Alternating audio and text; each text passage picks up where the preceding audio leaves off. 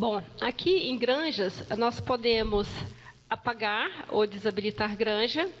E aqui, quando eu clico em usuários, eu tenho alguns usuários cadastrados. Então, aqui tem uma mensagem: selecione usuários que podem acessar essa granja ou grupo de granja.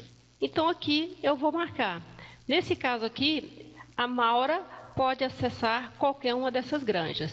A Natália não, ou simplesmente a Natália, que pode acessar essas granjas. Então, aqui isso é legal porque no momento que eu entrar com o meu usuário, vai aparecer somente aquela granja onde eu tenho privilégios para acessar. Se eu não tenho privilégio para acessar ou uma outra granja, nem vai aparecer a granja para mim. Então, por exemplo, aqui a Natália, por exemplo, ela vai acessar só a granja PIC, só a granja treinamento. A PIC e a Tapera, ela não vai acessar. Então, no momento que ela entrar, acessar o programa, ela vai simplesmente ter acesso à granja treinamento. As outras duas granjas, não. Então, isso aqui é legal porque se você tem várias granjas, controla várias granjas no mesmo computador e você tem várias pessoas inserindo dados, você pode estabelecer privilégio, acesso de acordo com o usuário, com cada granja. Então, se a granja, no caso aqui a Natália, por que ela tem que visualizar os dados da Tapera? Não tem que visualizar os dados da Tapera. Ela vai visualizar somente os dados da granja treinamento. Isso evita que acessa por engano, isso evita que, às vezes, a pessoa está mal intencionada, faça alguma besteira, entra leitor, por exemplo, numa granja onde não era para ser, porque simplesmente esqueceu de observar ali no momento que ela selecionou a granja. Dessa forma aqui, fica muito tranquilo. Então, esse é um recurso que é bem interessante e você não corre o risco de lançar dados ou alterar dados de uma granja que nem era de sua responsabilidade. Então, aqui eu vou desmarcar. Ok, e aqui eu vou fechar. Aqui nós temos a outra opção, que seria a identificação da granja. Aqui na identificação da granja é o seguinte: vamos supor que amanhã ou depois essa granja não é mais da granja, não é granja treinamento, é um outro proprietário, essa granja foi vendida. Ah, não, eu quero colocar meu sobrenome aqui, eu não quero que essa granja chame mais treinamento. Então eu venho aqui e altero o nome. Por exemplo, eu vou colocar aqui Granja Paraíso. Simplesmente vou modificar o nome da granja, ok, e a granja passou a se chamar Paraíso e não mais Treinamento, como estava antes. Aqui vou voltar para o que era. Essa granja é treinamento. E vou dar um ok. Aqui depois nós temos a configuração de data. Aqui na configuração de data, eu tenho uma semana da granja. Semana da granja é de acordo com cada granja. É muito comum aqui no Brasil as granjas fecharem a semana na quinta. Mas tem granja que fecha sábado, tem granja que fecha no domingo, tem granja que fecha na segunda. Mas o mais comum, o que mais se vê é a semana da granja fechar na quinta-feira. Se ela fechou na quinta-feira, o início da semana é sexta-feira. E o início do ano está falando aqui que foi 3 de janeiro. Então, olha só, a semana 1 iniciará na próxima sexta-feira, dia 3 de janeiro. Então, se nós olharmos no calendário, é verdade. Então, por exemplo, a sexta-feira foi no dia 3 de janeiro de 2014. E aqui ele está me mostrando que nós estamos hoje, dia 2 de outubro, nós estamos na semana 39 de 2014, e essa semana 39, ela começou no dia 26/9 e vai até o dia 2/10. E está me mostrando aqui que o ano tem 52 semanas. Mas aqui embaixo nós temos o formato 1000 dias. Aqui ele está me mostrando que o calendário começou no dia 27/9 de 1971 e hoje é 15.711. O que é esse 15.711? O 15.711 significa o 15, o ciclo. Nós estamos no 15º calendário, a gente chama de calendário da PIC. E o 711 é hoje, dia 2 de outubro. Por que 711?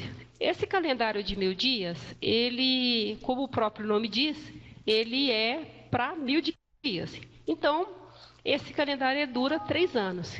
Então, o ano que vem vai mudar de ciclo, vai para o ciclo 16, e o calendário vai começar em 00 de novo, que deve ser lá por mês de maio. Eu não tenho aqui o calendário de 2015, mas deve ser lá para o mês de junho, maio, junho, por aí, que deve começar o calendário, o ciclo 16 do calendário de 1000 dias. Então, dentro do PicChamp, você tem a opção de trabalhar ou com o calendário dia-mês ou com o calendário de 1000 dias. E 1000 dias, e esse ciclo significa que 15 é o 15º calendário e que a data 711 significa que hoje é dia 2 de outubro. Então, se a gente for fazer as contas, se nós estamos no 15º calendário, basta eu pegar 15 vezes 3. Então, tem 45 anos que é usado esse calendário de 1000 dias. Então, se é o 15º calendário e o calendário dura 3 anos, então tem 45 anos que nós usamos esse calendário de 1000 dias. Aqui eu vou dar um OK. Vou fechar isso daqui. E aqui nós temos a ferramenta de busca. Nós temos isso em 2 lugares. Nós temos aqui essa ferramenta de busca e temos aqui também. Eu, particularmente, prefiro usar aqui, que eu vou direto. Mas a gente pode observar que é a mesma coisa. Então, eu posso estar vindo aqui, como eu posso estar vindo aqui em Granja, pesquisar e editar. Como eu disse, a mesma coisa. Então, aqui eu posso fazer uma busca por grupo. Se eu tenho identificação do grupo, eu vou informar aqui. Ou eu posso fazendo uma busca por grupos disponíveis, ou seja, pendentes ou abertos. Ou grupos que tiveram. Aí eu posso entrar com vários eventos. Primeiro alojamento, qualquer locação, qualquer leitão morto, se ele foi tratado, qualquer remessa para frigorífico e várias coisas. Se é um grupo que foi fechado. Então, que eu tenho todas essas opções aqui para estar buscando um determinado grupo. Então, fica muito fácil. No intervalo de tempo, num período. E aqui eu vou simplesmente clicar em buscar. Depois nós temos aqui a remessa. Eu quero que ele lista para mim os carregamentos ocorridos num determinado período. E aqui, enviado para uma granja de crescimento, enviado para uma granja de reprodução, recebido de uma granja de reprodução, recebido de uma granja de crescimento e assim por diante. Então, aqui eu tenho várias maneiras de estar buscando, ou seja, todas as maneiras de estar buscando essa lista de carregamento, de todos os carregamentos que ocorreram nessa granja. E aqui eu posso também buscar pelo ticket. Se eu tenho o número do ticket, melhor. Se não, eu vou por uma dessas opções aqui e ele vai trazer para mim. Depois nós temos aqui o barracão subdivisão, listar o barracão subdivisões disponíveis para reserva num determinado período e pode ser disponível pelo menos este número de dias dentro de um período. Então, aqui eu posso colocar quantos dias eu quiser, sem nenhum problema. Depois nós temos aqui os silos, eu tenho todos os silos cadastrados aqui e eu quero que ele lista para mim as listas de eventos que ocorreram dentro desses silos em um determinado período. Depois nós temos aqui o pedido de ração, pedido de alimentos não pagos. Eu posso estar solicitando isso aqui por data do pedido, desse período, ou pelo número do pedido, que eu vou informar o número do pedido aqui, ou pelo número do invoice, que também eu vou informar o número do invoice aqui. Depois nós temos aqui as despesas. Aqui ele vai me listar todas as despesas, exceto ração, remessa e transferência de medicação, que ocorreram nesse período. Isso eu posso fazer por qualquer despesa ou por uma despesa específica. Eu tenho todas as despesas cadastradas aqui. Então, eu posso buscar isso tanto por qualquer despesa como por alguma despesa específica. Depois, nós temos aqui meio ambiente. Dentro do meio ambiente, eu tenho a lista de informações ambientais coletadas num determinado período. E aqui dentro, eu tenho o que está relacionado ao meio ambiente, que é o consumo de água, umidade e temperatura. Depois aqui nós temos a recomendação de ração do veterinário. Então, listar recomendação veterinária de alimento aberto aqui está dia 2/10, ou eu posso buscar também emitidas durante um período. Então, aqui eu tenho uma data específica e aqui eu tenho um período. Então, se eu não tenho certeza da data, eu posso informar o período. Depois nós temos aqui a parte de medicamentos. Eu posso estar buscando o inventário atual. Isso daqui é bem interessante para quando chegar ao final do mês, eu contar o estoque, o que eu tenho do almoxarifado da granja.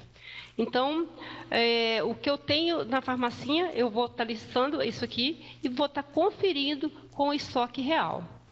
Esse inventário está conferindo? Tudo bem, não está, nós vamos ter que conciliar esse inventário.